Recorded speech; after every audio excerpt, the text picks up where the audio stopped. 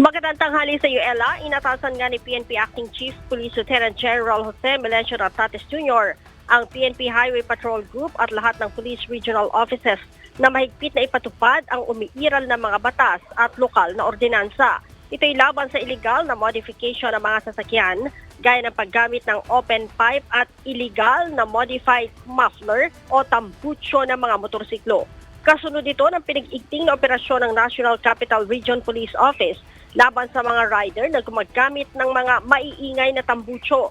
Sa Taguig, nagsagwa ang lokal na pulisya ng Upland Sita katuwang ang mga barangay security force. Sa barangay, pinagsama para supilin ang mga motorsiklong may open pipe at binagong muffler.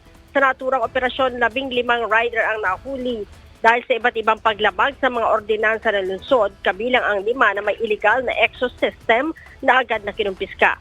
Binigyang diin ni General Nartates na ang paggamit ng open pipe ay hindi dapat ituring na simpleng issue lamang sa trapiko dahil direktang naaapektuhan nito ang kaligtasan ng publiko, kaayusan ng komunidad at usapin ng noise pollution lalo na sa mga residential area.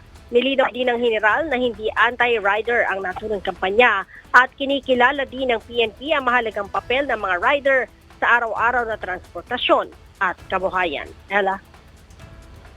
Alright, maraming salamat, Leia Ilaghan.